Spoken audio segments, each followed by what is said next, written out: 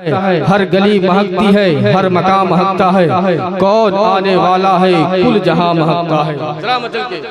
ہر گلی مہکتی ہے، ہر مقام مہکتا ہے، کون آنے والا ہے کل جہاں مہکتا ہے۔ آدم اور حوا کی وہ دعا اثر لائی، آدم اور حوا کی وہ دعا اثر لائی۔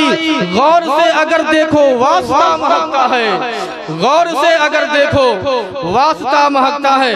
حضرات آدم علیہ السلام ہے، یہ میں واقعہ بتانے کی کوشش نہیں کر رہا، بس آپ کے ذہن و فکر میں یہ بات بیٹھانے کی کوشش کر رہا ہوں۔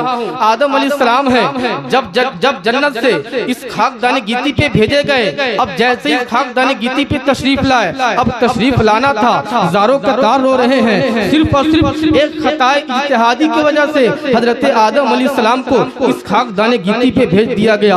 اب حضرت آدم علیہ السلام زاروں قطار رو رہے ہیں، اللہ رب العزت کی بارگاہ میں عریضہ پیش کر رہے ہیں، مالک پروردگارہ ہماری توبہ کو قبول فرما لے، مالک پروردگارہ ہم سے جو غلطی ہو گئی ہے مجھے معافی کا پروانہ ملنا چاہیے۔ 50 سال کا زمانہ گزر گیا، ابھی تک کوئی رسپونس نہیں آیا۔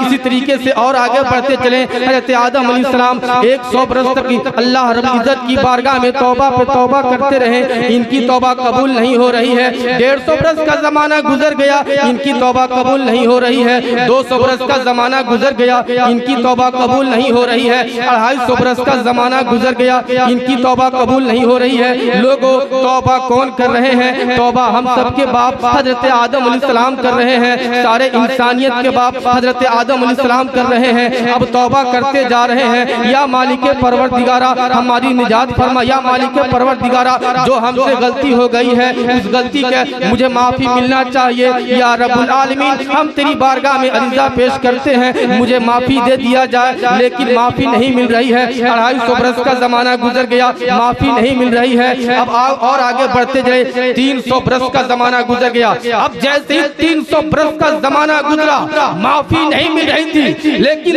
دل میں ایک خیال پیدا ہوا، دل میں ایک بات پیدا ہوئی، اور وہ بات یہ کہ حضرت آدم علیہ السلام عرش بری پہ اور ہر جگہ جنت کے مکانوں پہ، حضرت جنت کے محلات پہ، ہر مقام پہ کیا دیکھا تھا؟ ایک کلمہ لکھا ہوا تھا، بہت ہی عمدہ کلمہ تھا۔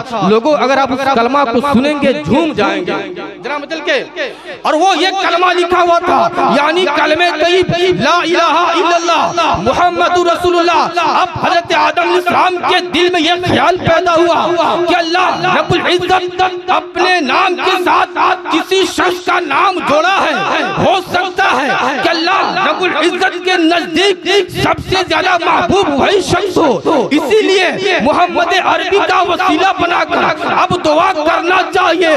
قسم خدا کی لوگوں، آدم علیہ السلام پہلے بغیر وسیلہ کی دعا کر رہے تھے، اب جیسے ہی حقائق کائنات کا وسیلہ پیش کرتے ہیں، پیش کرنا تھا، ان کی دعا فوراً اللہ رب العزت کی بارگاہ میں قبول ہو گئی۔ اللہ رب العزت فرماتا ہے، اے میرے آدم ذرا بتا تو صحیح، تو نے یہ بات تمہارے دل میں آئی کہاں سے؟ آخر تجھے پتا کیسے چلا، تجھے معلوم کیسے ہوا؟ اس لیے کہ ابھی میں اپنے محبوب کا اظہار بھی نہیں کیا ہے، ابھی میں اپنے محبوب کا پرچار بھی نہیں کیا ہے، تجھے معلوم کیسے چل گیا؟ ابھی تو اس کو اس خاکدان گیتی پہ بھیجا بھی نہیں ہے، تجھے بتا معلوم کیسے چلا؟ حضرت آدم علیہ السلام اللہ رب العزت کی بارگاہ میں عریضہ پیش کرتے ہیں، مالک پروردگارہ بات ایسی ہے کہ ہم نے جنت کے دروازے پہ عرش بری پہ تیرے نام کے ساتھ تیرے محبوب کا نام میں نے دیکھا تھا، میں سمجھ گیا کہ جو رب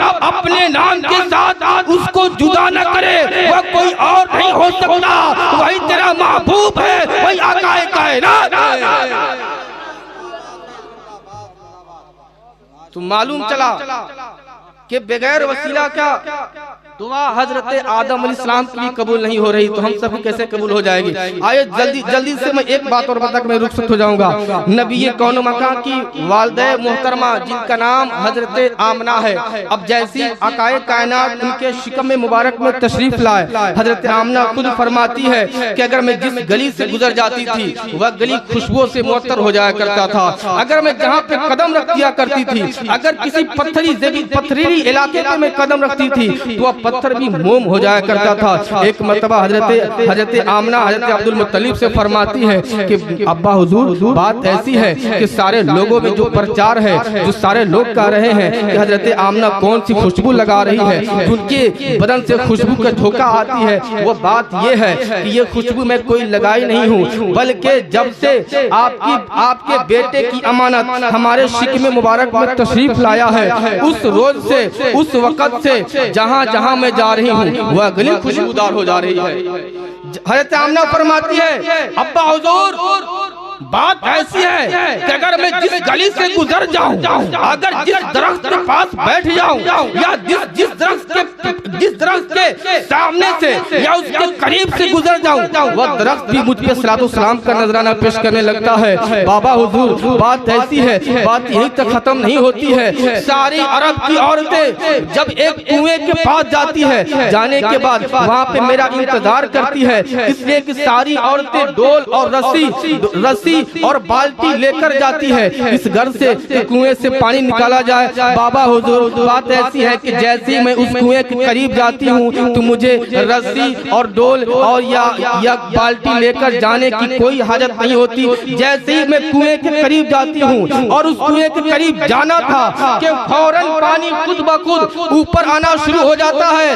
بابا حضور بات ایسی ہے کہ وہ جیسے ہی پانی قریب آتا ہے ساری عورتیں اپنی مشکیزہ کو بھر لیتی ہے اور سب عورتیں یہ کہتی ہے اے آمنہ ذرا اور رک جا، اے آمنہ کچھ دیر اور ٹھہر جا، اس لیے کہ جب تم یہاں پہ رکی رہتی ہو یہ کنویں کا پانی اوپر آتا ہے، جب تم یہاں سے چلی جاتی ہو یہ کنویں کا پانی نیچے چلا جاتا ہے۔ لوگوں بات کہنے کا مطلب یہ ہوا، خلاصہ یہ ہوا، آمنہ فرماتی ہے بابا حضور یہ سب برکتیں، یہ سب کمالات اس بنا پر اس وجہ سے ہو رہی ہے کہ اس لیے کہ آپ کا بیٹا حضرت عبداللہ کی امانت جب سے میرے شکم مبارک میں آئی ہے اس وقت سے بے شمار کمالات ہو رہے ہیں، بے شمار معجزات پہ ہوتے جا رہے ہیں۔